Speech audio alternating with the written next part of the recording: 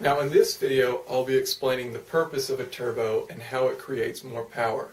Now if you're interested in the actual components of the turbocharger, I'll have an additional video which will explain that, but this is just going to give you the basic understanding of how a turbocharger actually creates more power and what it actually does. So what you use a turbocharger for is you use the exhaust gas from your engine to spin a turbine, which will then suck in air from outside and force this air into your ignition chamber, into your cylinders.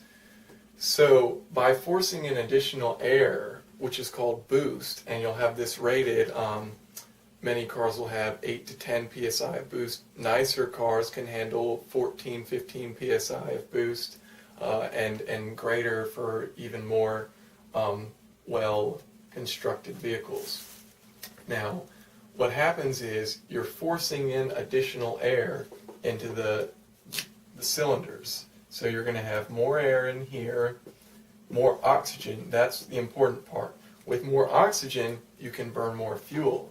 So you're going to have a greater amount of fuel, say 15 psi. Now, atmospheric pressure is about 14.7 psi.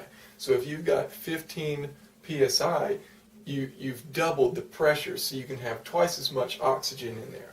Now with all this oxygen, you're going to use more fuel, and you're going to create a bigger explosion in your cylinder. So a bigger explosion in your cylinder means that this piston right here, which is connected to your crankshaft, is going to be forced down with a greater force if there's a larger explosion.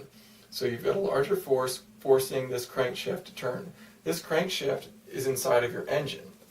Now, the engine crankshaft is connected to the transmission, which is connected to the drive shaft, and through a differential to each of the wheels, each of the driving wheels. So effectively, by increasing the explosion inside of the cylinder, you're going to give a greater force on this tire to rotate. And that is a basic principle of a turbo and what it is attempting to achieve.